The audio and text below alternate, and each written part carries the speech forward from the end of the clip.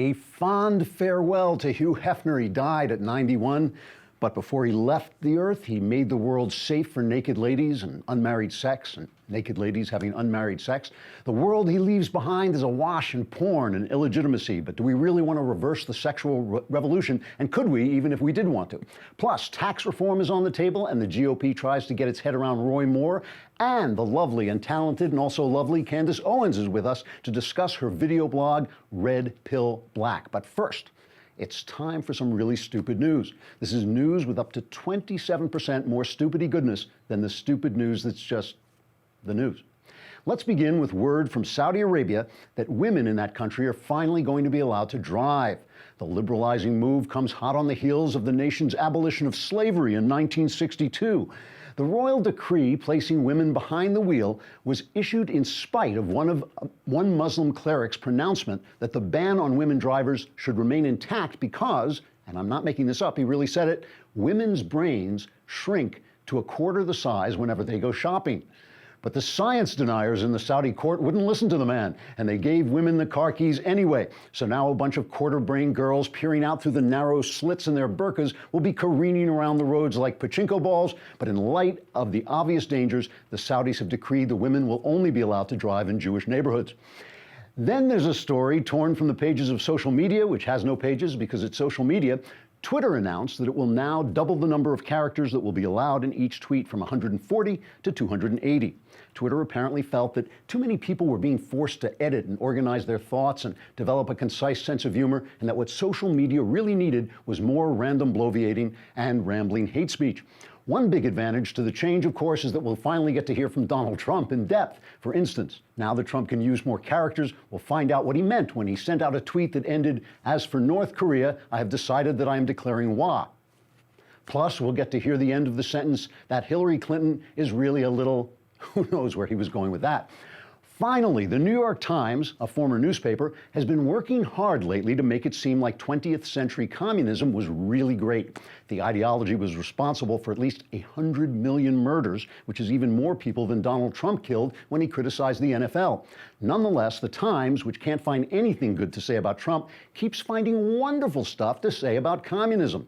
They recently ran a story called "Why Women Had Better Sex Under Socialism," and another called "When Communism Inspired Americans." And this week, they unleashed the headline, "For All Its Flaws, the Communist Revolution Taught Chinese Women to Dream Big."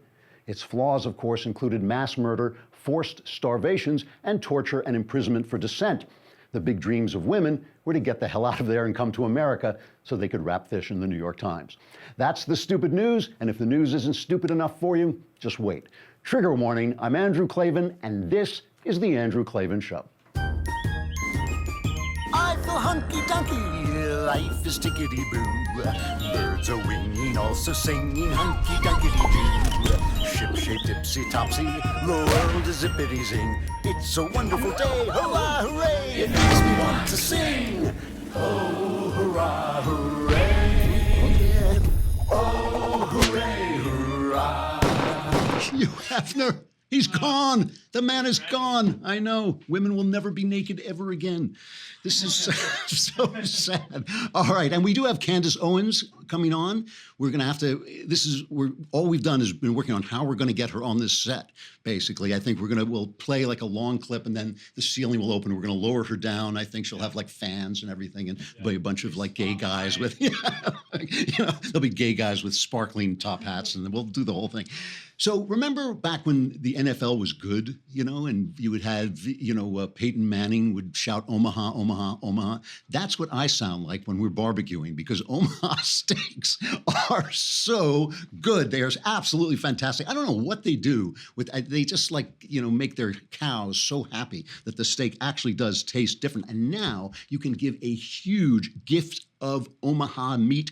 Give it to yourself. I mean, come on. This is a huge gift. It's gourmet Omaha steaks and meats, plus a Weber kettle grill and accessories.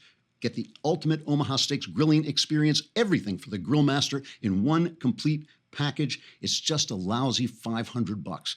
But listen to what you get. I mean, it's just amazing. You get six 6-ounce filet mignons, 4 10-ounce New York strips, 4 10-ounce ribeyes, and 2 18-ounce T-bone steaks, 8 gourmet brats, 8 signature burgers, 6 pork chops, 3 pounds chicken breasts, and a partridge in a pear tree. You don't actually get a partridge or a pear tree, but Omaha Steak gourmet steak rubs. You get charcoal chimney starter, digital meat thermometer, complete grilling tool set, and a 22-inch Weber original kettle grill. It's all 100% guaranteed, and it ships absolutely free. Here's what you got to do. Oh, by the way, they also have the smoking experience and sous vide. I had to look up what sous vide experience is. It's a way of cooking with water so the steak comes out exactly right. And just for my listeners, this new package delivers for only $499. Pardon me. Go to omahasteaks.com, type in Andrew in the search bar, and choose your ultimate Omaha Steaks experience. Again, visit omahasteaks.com and enter code Andrew. By the way, the reason they do this, just so you know, is so they know we sent you, and it helps the show. It helps us when you do it, and also gives you this great deal. You type it in the search bar, and you get this one-of-a-kind experience, lots of Omaha meat for just $500. So we got to talk a little bit before we bring Candace on. We have to talk about Hugh Hefner. I mean, if you're my age, Hugh Hefner was a big deal. I mean, the first time you ever saw a naked lady was in the pages of Playboy. And he came in and he started a magazine that was an attack on puritanical values. If you ever saw the picture, the TV show Mad Men, that was the image of men that he put forward. He himself was in this marriage. He married the first girl he ever slept with, and he said when she revealed to him that she had had a previous affair, he was devastated. He said that was the most devastating thing that ever happened in his life. I have a clip. The thing is, he presented as an intellectual, and he always went on and he defended his point of view, which was the American Puritan ethic had to go. And so I brought a clip of him on William F. Buckley's firing line, F and Hef, we call it. And Buckley just looks at him, if you're not watching, because, for instance, you don't subscribe or something, and you're just listening. But if you're not watching, Buckley looks at him like he just wants to scrape him off his shoe. And here's just a quick exchange between the two of them. You reject the notion of sexual continence before marriage yourself, that is to say, you as a philosopher of the new ideal of sexual liberation. Well, I think what it really comes down to is an attempt to establish what's been called a new morality, and I really think that's what the American, this thing called the American sexual revolution is really all about. It's an attempt to replace the old legalism. It's certainly not a rejection of monogamy as such, but very much an attempt, in the case of premarital sex, there really hasn't been any moral code in the past except simply a thou shalt not. And well, that's a code, isn't it? Well, perhaps. I don't think it's a very realistic one. It's really hard for people who weren't there to understand, living in the modern world, how different it was, how incredibly different it was. I mean, just speaking personally, because I grew up in the 60s, I grew up in this tremendous period of upheaval. When I was 13 years old, everybody I knew just assumed you would be a virgin when you were married. When I was 15 years old, we were all sleeping with each other. I mean, that is just literally what happened. In the course of 2 years, not only did the world change, but people's minds changed. It used to be that you slept with the bad girls and then you married the good girls. And they would actually teach you that. They would have classes where they would teach you, don't be a bad girl because you won't get married because the guy will use you and then he'll dump you. They showed these movies to us in class. The guy will dump you and then he'll go and marry a virgin, so you will get, basically screwed, not to make a pun. But the thing is, it changed so quickly, and it didn't change because of Hugh Hefner. It changed mostly because of birth control. It changed. I mean, these things were coming along anyway, but birth control and the pill and all this just freed people to do things. There was no punishment. You were basically now making a spiritual argument. Spiritual arguments are always very weak. What's the result? We look around and you say, Hugh Hefner won. I mean, a while back, in fact, it was almost the first day we started this show, about 2 years ago, Playboy announced that they were no longer going to have nude pictures.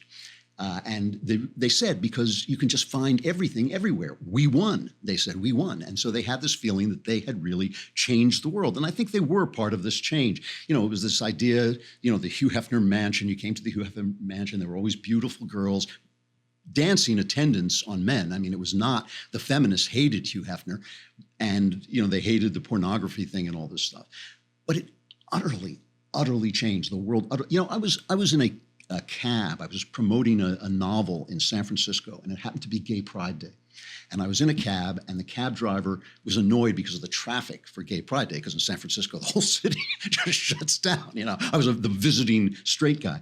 And he started to, you know, kind of try to get the feeling of where I stood on things, and he realized it was a conservative, so he could say anything he wanted, because, you know, conservatives let you express your opinion even when they differ with you. And he said, I think it's a shame that people define themselves and identify themselves in terms of their sexuality. And I said, yes, so do I, but I want you to know that when I was a kid, a cop could walk into a bar, a gay bar, wait until somebody propositioned him, and then arrest him.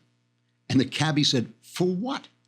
So the world, he didn't like the gay people, he didn't like the gay pride, he didn't like the gay traffic, but it never occurred to him that anybody should be arrested for being gay. I mean, it was just, the world has changed that much. The sodomy laws in America were not overturned. In 1986, they were upheld by the Supreme Court. And the sodomy laws, by the way, didn't just outlaw what you might think of as sodomy. They outlawed oral sex too, and they were not overturned until 2003, okay? This is 2003. And the thing that always bothered me about those laws, A, I think a government that can tell you how to have sex is too strong a government, but B, they were never, of course, enforced on a married couple doing, you know, things that married couples do that would be defined by the sodomy laws. They were only used to persecute gay people. And so, you know, there's much about this world, obviously, that is better than that world. Women, when they were stuck in marriages, were stuck in marriages, you know? I mean, and I say women, men were stuck in marriages too, but they had a lot more latitude. But women, it was just harder for them to get out. A lot that has changed is positive. But you got to look at the world, and you see we are awash in pornography. There are guys who don't have sex with real women anymore because they're so addicted to pornography.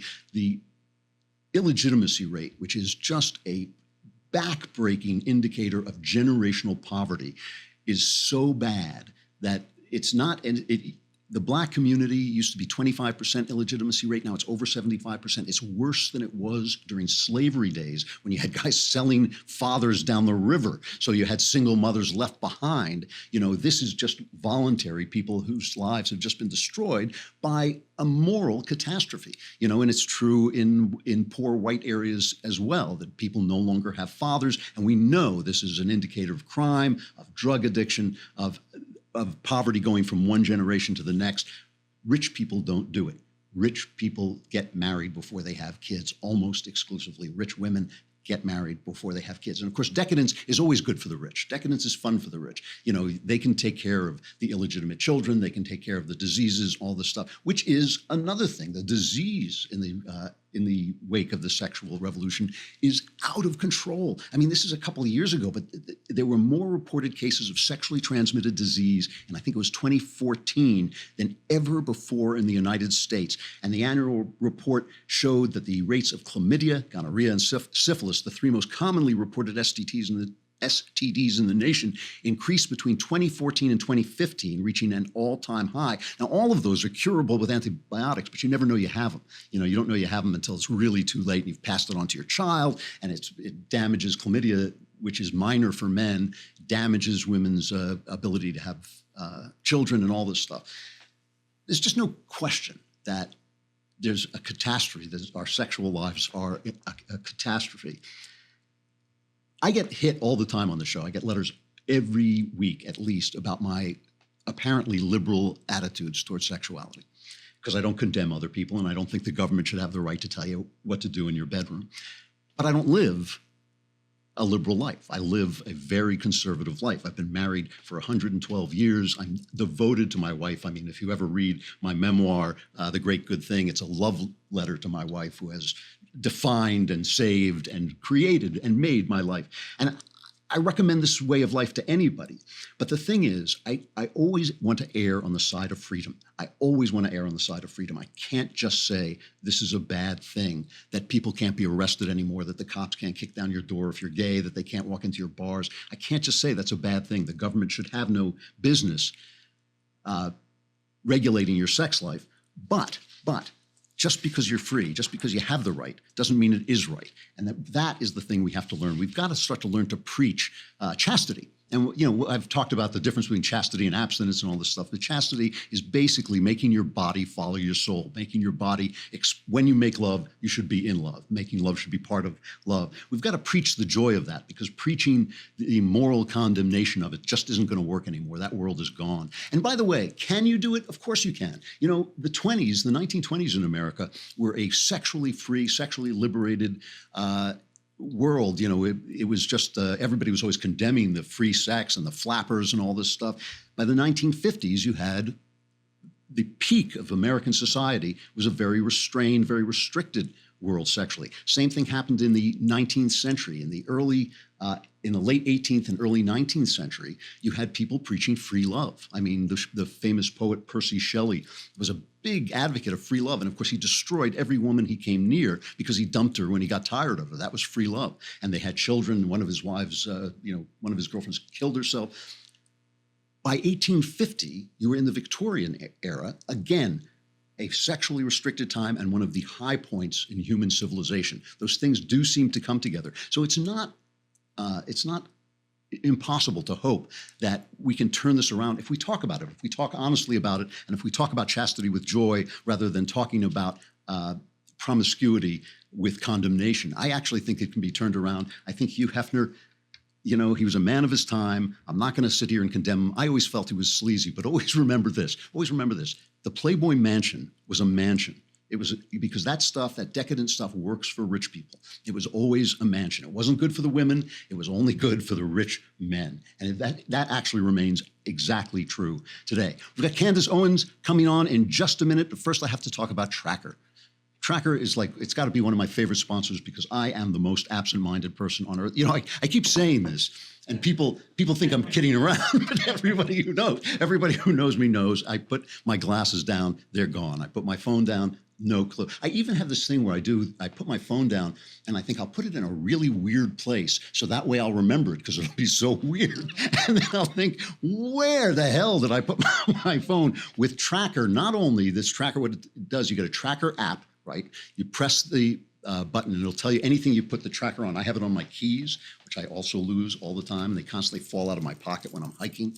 And you put it on there. It's really small. It's the size of like a quarter, even smaller than a quarter.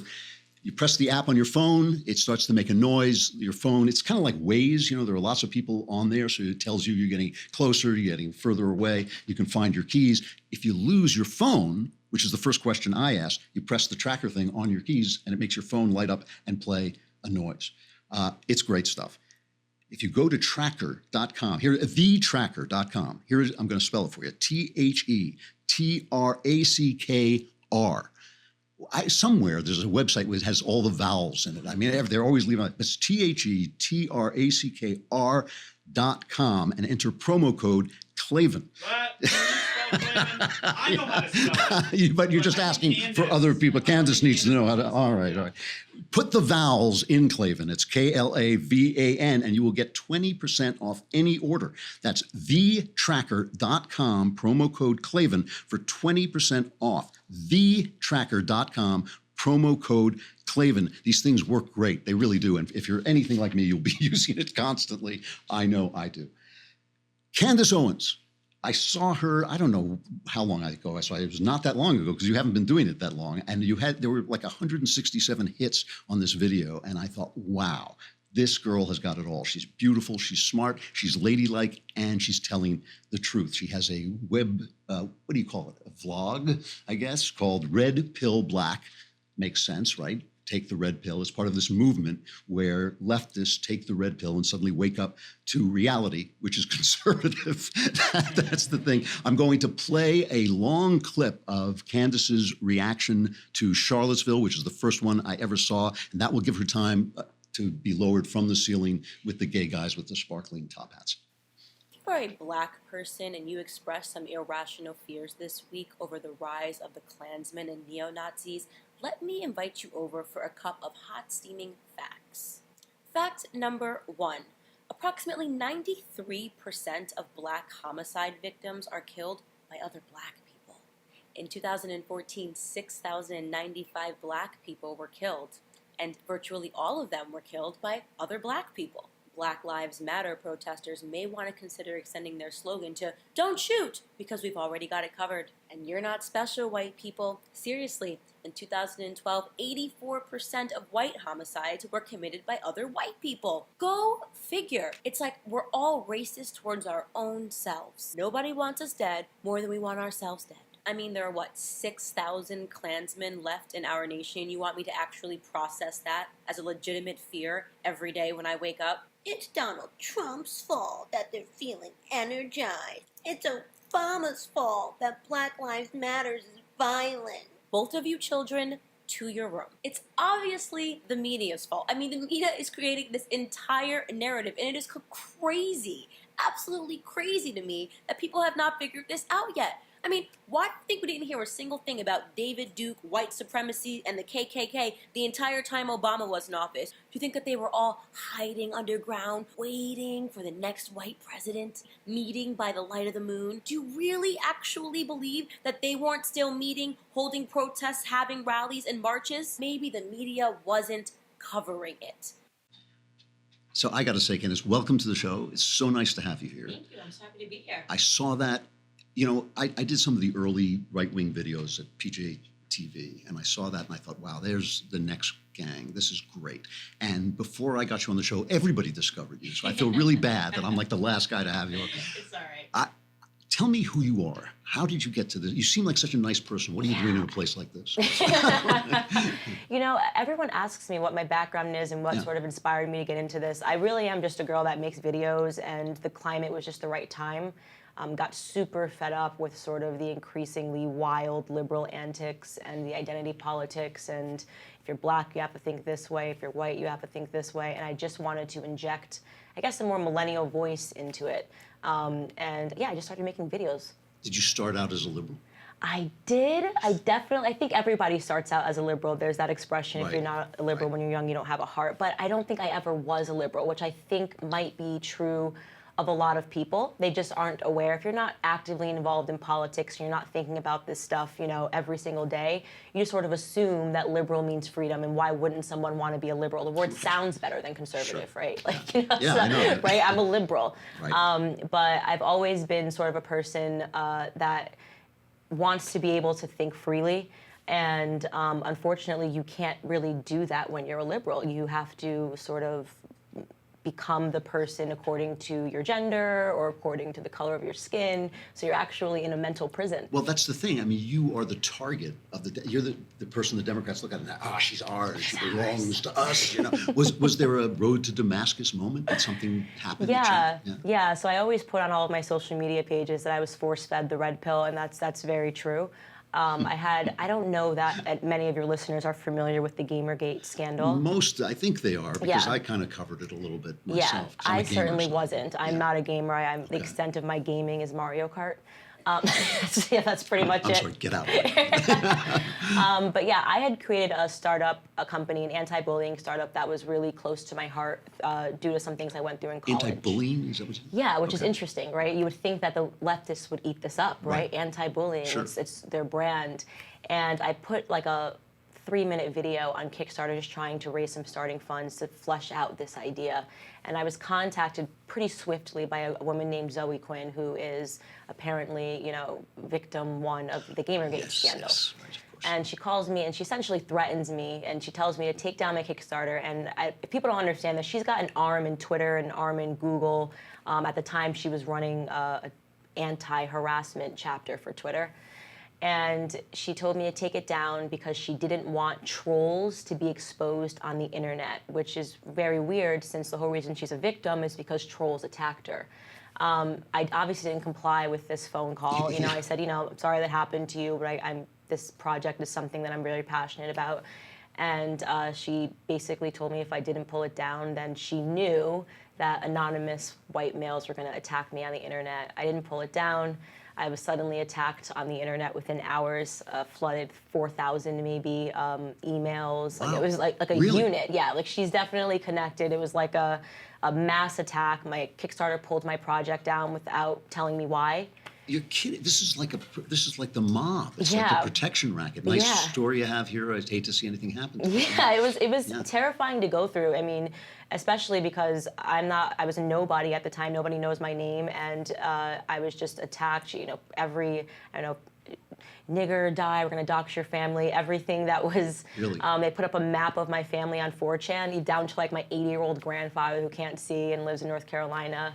Now, this is the woman who's complaining that the gamers were harassing her, right? Correct. She harassed me. And so I tweeted and said, like, pretty clear, I'm not an idiot, that this girl is trying to make me think gamers are attacking me. Right. It's pretty obvious that, she sent this, like, she's harassing herself. I totally think that this woman is not a victim. And the second that I put that out on Twitter, I was contacted by the left media, the Washington Post. Imagine, I'm a girl who's nobody. Yeah, Why yeah. is the Washington Post calling a girl that has a 3-minute Kickstarter up Right. about anti-bullying? I had New York Magazine calling me, The Guardian calling me, and at the time I thought, oh great, I can get the story out. They're going to want this. They're journalists. This is the Washington Post. You innocent child. I know. I was not very smart. And they ended up trying to run hit pieces on me, basically trying to say that I fell into a conspiracy theory, and that, Zoe was a victim who was, trying to help me. Everything I spoke about on the phone with them, like they already had written the article and just wanted to back it up with like, we spoke to her. I didn't know the story at all. This is an amazing story. Yeah, it was pretty crazy. And the Washington Post, I actually caught them trying to smear me. And fortunately, somebody gave me a heads up because they were calling around trying to basically cut us off by the feet in terms of like funding. And yeah, so they actually ended up pulling the article before they could run the smear piece because I threatened to sue them. Wow. And yeah, I caught them I recorded the phone conversation, had an email, and was able to black and white be like, you guys were about to run a hit piece. So they didn't end up running it, fortunately. But, by then the damage is done. You Google my name and, it's associated with, oh, if this company gets funded, it's going to help pedophiles, leftist trick. Use words like pedophile, racism, white nationalism when you try to take someone down. But for a private citizen, when you're not someone like Milo who can bounce back from something. Right, because, well, he had Breitbart behind him. Sure. Right. Yeah. It's very serious and it's very scary, so. So, and all you were trying to do was stop bullying, like bullying in school? Bullying? Yeah, I was interested in how technology affects children. I see, okay. Primarily, So I just think online it's a bullying, different, right. it's a different generation. Sure. It's incredibly hard being a kid in the era of social media. Okay, so now this starts so you become the victim of bullying. Yeah, by the left. And by the left. And is this when you start to say maybe something's wrong with the left? I instantly knew. I was able to think through everything very quickly, and I realized that, these aren't journalists, these are hitmen. You know what I mean?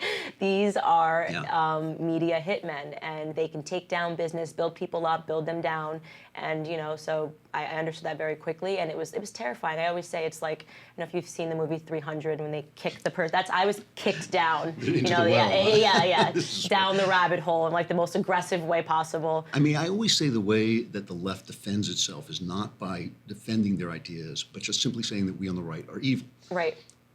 So would you consider yourself a conservative now? Or? Yeah, absolutely. Actually, the only people that covered what happened to me and wrote it correctly were the white nationalist Breitbart. A journalist named Alum Bakari, and he reached out and he covered the story extensively and accurately. So imagine going to bed and thinking Breitbart is white nationalists and Washington Post are heroes, and waking up and finding the exact opposite. So it was a cool time. So let's start with Charlottesville. I mean, it's a takedown of the argument that white nationalism is a threat. I mean, it's obviously not. Yeah, I mean, I mean, they're jerks, but it's Right, obviously yeah. not a big threat. Right? Yeah, it's insane. Yeah, the whole idea of that is just, CNN still trying to process the fact that they lost the election. They told you not to vote for Trump, you did. So now they have to make good on all of their threats. If, when he was running, if you vote for Trump, it's going to be the KKK is coming back, the surge, he's a racist, he's sexist, he's a misogynist. So now I feel they're just trying to make it stick, you know. So they're showing up wherever the KK is. They've always been in America, you know. Like I said, they're showing up now and giving them airtime, and they're actually the ones that are giving them power. You know, they never had any power. No one was listening to them, and suddenly CNN is like, you guys have to be relevant again for the next 4 years. So. So do you get pushback? I mean. Yeah, I mean, actually, the response has been overwhelmingly very positive, and what's been very interesting is that there's an international response to it. I have, you know, fans in France and fans in Brazil. They're dubbing the videos in Portuguese, which, I mean, I don't know if in Brazil there are white nationalists, but clearly I've hit something. Well, I think some of the Nazis escaped it. Right? Because people say, oh, she must just be followed by white nationalists. Well, I don't think there are white nationalists in Brazil. You know, but I mean, this is one of the things that's really frustrating. I mean, one of the reasons, if I had to list like 3 reasons, one of the reasons I became a conservative was because I saw what leftism was doing for poor, not just black people, poor people. You know, Right. for poor people, it's really bad for Right. poor people, and yet they tar us with this racist idea. Right. I mean, I know most of the big conservatives in the country. I don't know any racists. I mean, Right, you know, right. I'm not saying they're not Right. there. I'm just saying they're not in the conservative movement. They're not Right. allowed in the conservative movement Right. because we reject them. So it's very frustrating when we see someone like you. We all kind of think like, oh, thank you. You know? Right. Yeah, yeah. It's like this Yeah. kind of relief. You also attack feminism, though. You horrible person. Yeah. I hate feminism. And I want to be very clear. Old and tried and true feminism, of Right. course. Yep. You know, that's why I'm able to vote. It's why, you know, but that's not what it is Wait, you're anymore. able You to can't. vote? What? How'd that happen? Who did How'd that happen? Yeah. No, I'm sorry. But you know what it's become. People think that you can just like use the word and completely change its meaning, and suddenly like, oh, you still have to back it because it's feminism. It's You know, I'm like, leftism. this is not feminism anymore. Right. This is like a crazy attack on men. You know, it's breaking down families. It's stressing women out. You know, like, you know, have a baby, get right back to work tomorrow. You know, and I don't think it's good. I just find it to be toxic. And God forbid you say you're not a feminist, and they care more about the word than they do about, you know, the fact that women are, you know, you think they'd support me. I'm an African American woman. I am an entrepreneur, but they don't want you unless you say that you're a feminist. And the causes are all, you know, BS. It's just, I absolutely hate feminism. I think it's so toxic. I'm so over it. Lena Dunham, like she's unbearable, you know? And nobody watches her show. This is what they don't tell you. Yeah. Every article says what a hit it is, but it's not. Yeah, Nobody no. saw it. You know? Yeah. So does this? I mean, I had terrible problems. I lost friends. I've lost family. I lost jobs over this. Has this been a problem for you in personal ways? I mean, I don't want to, you know. Yeah, no. Prime. So in terms of my family, they've been, you know, so supportive of me. Like, you know, my sisters are my best friends. My father, they disagree with me, but, Right. you know, they support me. I think I have maybe one cousin who thinks I'm like a coon and I'm lost, which is fine. It's like, you know, I haven't seen him in like 10 years, you know. In terms of my friends, I had to shed them, you know. So I wouldn't even say, once you understand liberalism, I've always had differences with them, and I never understood that it was because I was a conservative thinker. I value hard work, I value logic, and if you value those two things, you can't have liberal friends because they constantly feel attacked, right? They're in this state of this victim state at all times, and so having basic conversations like this can turn into tears, you know. You know what I mean? You're just like, whoa, we're just talking about facts here, and they really deeply and truly value their feelings over facts.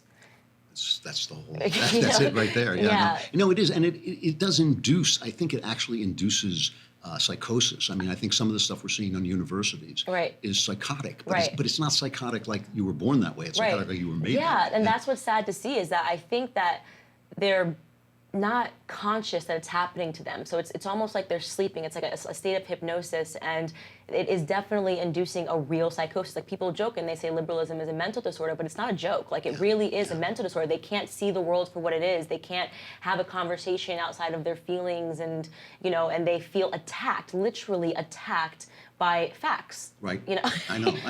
You know? They feel that it undermines their virtue. Yeah, which they is would say, very you know, bad. Candace, you're aggressive. You know, you're very aggressive. I'm like, are facts aggressive? You know, is that, you know, that's an interesting adjective to select to describe a fact.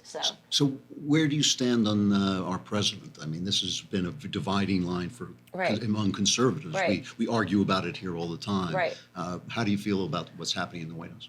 I love Donald Trump. First off, I think he's hilarious. Yeah, There's he is something that hilarious. is just like, people always say I'm refreshing. I find him to be so refreshing because he's not reading from a script, right? Like, I mean, Barack Obama was a salesman, He knew how to get on the podium. He could tell you exactly what you wanted to hear. And that's problematic because then you don't really know what's going on. You can't differentiate between, what's true and what's not. And I think the thing that I like the most about Donald Trump is that he's not afraid to say the things that need to be said, Yeah.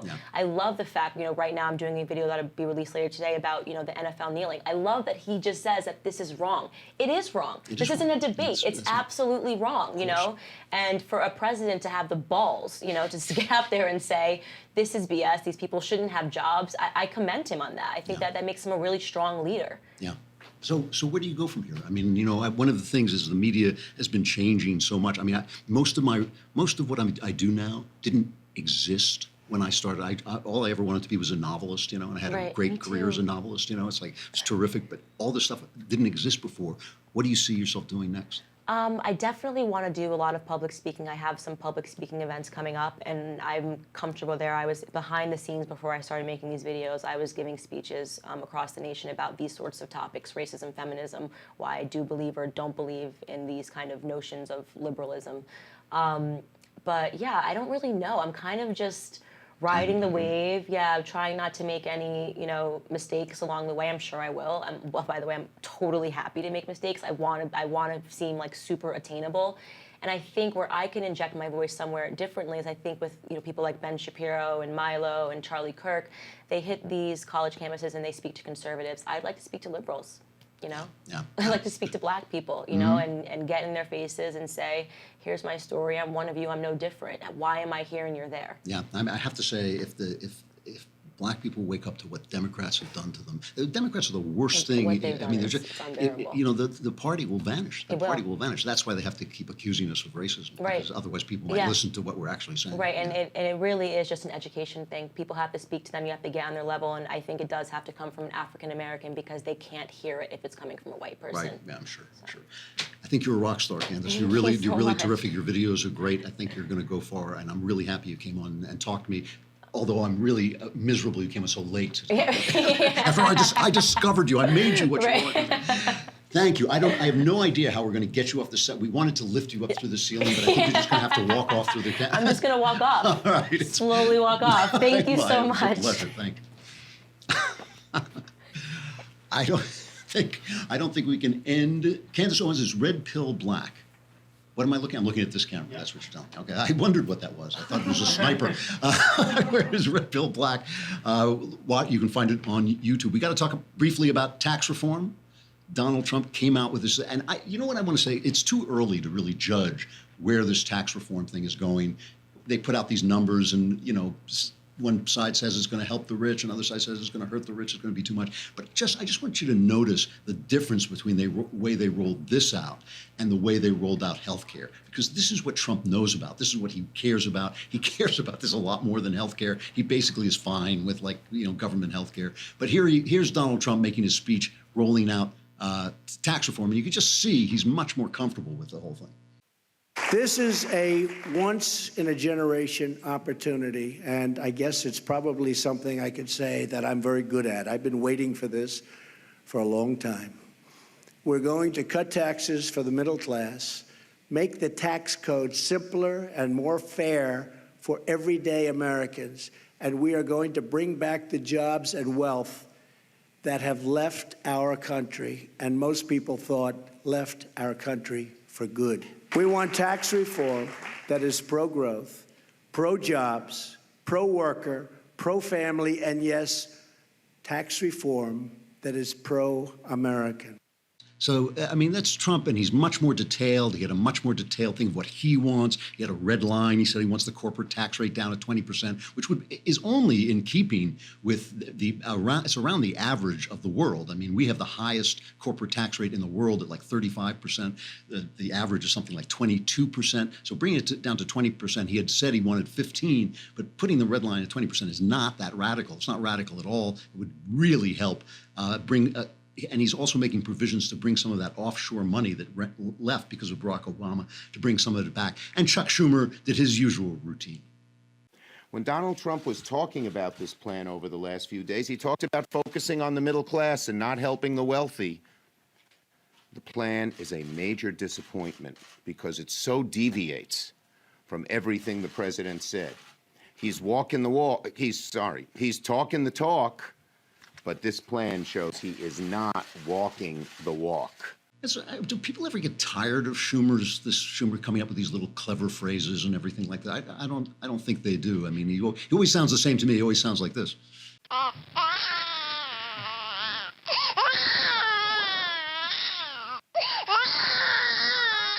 Guards, Dad. Hey, Mama's I won. boy, Mama's boy. I bet you're gonna cry.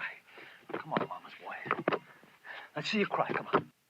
So never mind. The only thing that I think gives this, some people are saying it's going to be harder to get through than healthcare. Some people are saying it's going to be easier to pass. The one thing you have to say is the Republicans know if they don't pass this thing, everybody's going to be Roy Moore. Paul Ryan was on Hannity. And listen to the way he's talking about this. This is cut 3. We better get it done. And the answer is yes.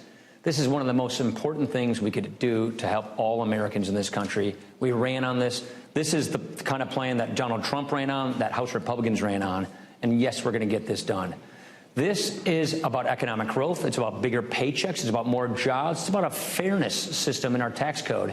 So we're really excited about this. That's why we spent all this time working with the president and, yes, working with the Senate and the House to make sure we're on the same page. So we work off this common outline, this common framework to go from here to get this done. You know, I would like to go on and talk more, but I realize we're running out of time, and the Klavanless weekend is almost here. I just crept up on us. Yeah, there it is. And it's like, this could be the Klavanless weekend that ends the NFL if they keep it up. Also, I want you to notice that we had Candace on and we stayed on Facebook and YouTube. It was just incredibly generous of us. It was so nice of us. Usually we cut you off around 15 minutes and cast you out into the exterior darkness where there's great weeping and gnashing of teeth. Or you can come over to thedailywire.com and watch everything there. You can listen to the whole thing there, or you can subscribe for a lousy $10 a month. Lousy $10 a month, and you can watch the whole show right there, and you can be on the mailbag. We had a great mailbag yesterday, right? I answered everybody's question. And my answers are guaranteed 100% correct and will change your life on occasion for the better.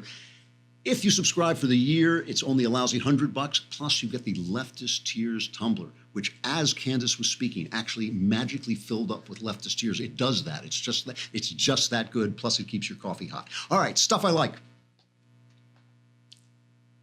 All right.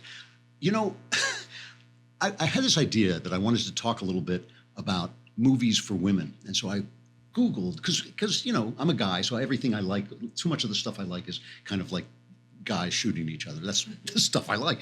But so I went on, you know, looked online, what are good movies that women like? And it was all garbage because it was all modern stuff. So Pretty Women was entertaining. Pretty Woman, that was mildly entertaining. You know, it's like, but it's not like a good movie. And as I went down the list, I couldn't find a good movie. So I thought, like, I wonder how many women have ever seen some of the great, what used to be called women's films of the golden era of Hollywood, because they're so much more adult, and men can watch them because they're good. So you can actually, I mean, to me, when I watch a romantic comedy today, it is like having a nail driven into my head. I would rather, I've talked about the fact that when I worked for Sally Field, I had to go and watch her movie about the hairdressing place. And I spent the entire movie with my ear pressed to the wall because they were playing Glory in the next theater over. So I was listening to the war movie, you know, and I just feel that since feminism, movies for women are just for women and movies for men are just for men. And it didn't used to be that way. You know, old movies, I mean, these are movies so old, they're before my time, I mean, which was really old. And like, these are really old movies, but they're just adult and they're based on scripts and all this stuff. So I brought, now Voyager is actually one of my favorite films, and it is a complete soap opera.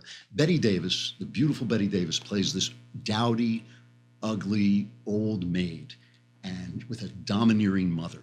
And she just is on the verge of cracking up because her mother will not get off her case. And this heroic psychiatrist, played by Claude Rains, comes in and basically takes her out of the house and transforms her, and she becomes the beautiful Betty Davis. And it's an amazing story. It goes on. It's got some of the most famous lines in movies in it. Here's just a little bit of the scene where her niece, I think it is, comes in and is teasing her for being this dowdy old woman, even though she's actually a young woman. And Betty Davis just cracks up with Claude Rains and her mother watching. What's this? A hangover, I believe it is. And Charlotte's got the shakes. Go on, torture me. Go on, torture me. You like making fun of me, don't you? You think it's fun making fun of me, don't you? Nice work, infant. I didn't mean...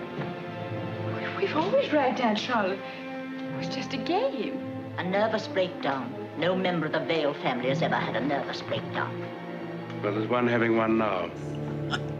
I love Claude Rains in this. He comes in and the mother says, I'm just exercising a mother's rights. And he says, a mother's rights, twaddle. that was all they could say in those days, was twaddle, but it always cracked me up. Mildred Pierce is another one. They just made this with Kate Winslet on HBO, and it was terrible. It was terrible. It is based on a novel by James M. Cain, who was one of the founding members of the hard-boiled school of crime novelists, a school that I myself belong to. He wrote Double Indemnity, and he wrote The Postman Always Rings Twice, one of the greatest American novels there is.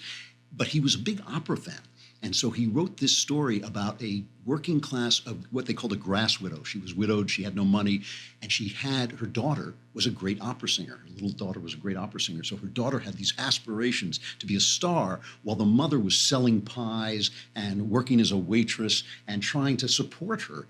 And so the daughter starts to look down on her. And it is this incredibly powerful story of a daughter rejecting her mother for doing everything for her. And here's a brief scene where the daughter confronts the great Joan Crawford as Mildred Pierce. Why do you think I went to all this trouble? Why do you think I want money so badly? All right, why? Are you sure you want to know? Yes. Then I'll tell you. With this money, I can get away from you. Vida. From you and your chickens and your pies and your kitchens and everything that smells of grease. I can get away from this shack with its cheap furniture and this town and its dollar days and its women that wear uniforms and its men that wear overalls. Vida, I think I'm really seeing you for the first time in my life, and you're cheap and horrible. You think just because you made a little money, you can get a new hairdo and some expensive clothes and turn yourself into a lady. But you can't. Because you'll never be anything but a common frump whose father lived over a grocery store and whose mother took in washing. That's great stuff. The whole show is excellent. And finally, Bringing Up Baby. This movie, I watched this with my wife. I never saw her laugh so hard. I mean, and she lives with me, so she's laughing constantly, mostly at me, but like still. But Bringing Up Baby, she finds this one of the funniest. I actually find it one of the funniest pictures ever.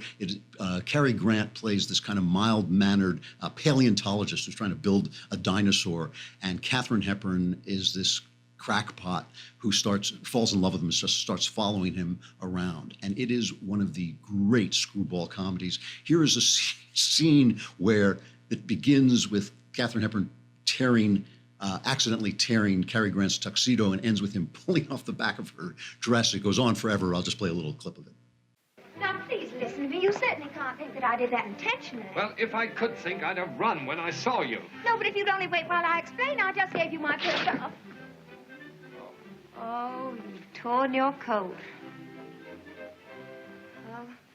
Now, I didn't do it on purpose. Not right. That's not right. It's not my fault. I didn't mean to do it. I just did it, but I didn't mean to do it. I just caught hold of your coat. Look, will you do something for me?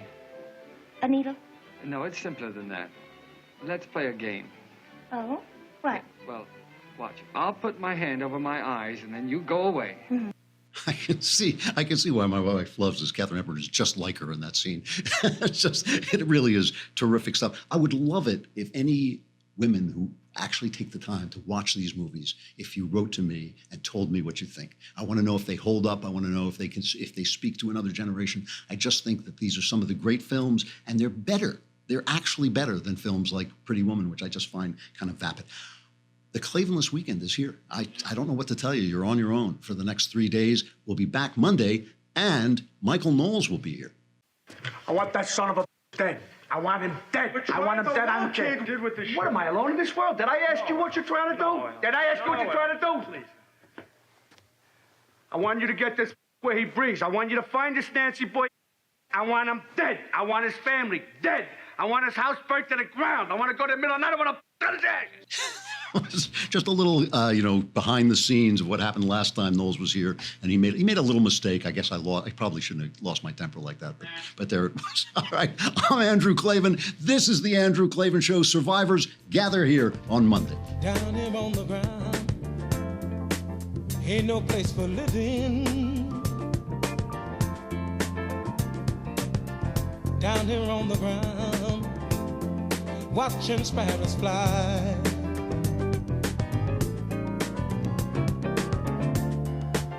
I'll watch the birds as they make their way. They're flying kind of free, and I wish it were me. Down here on the ground, wanting something better. Down here on the ground, wanting something more.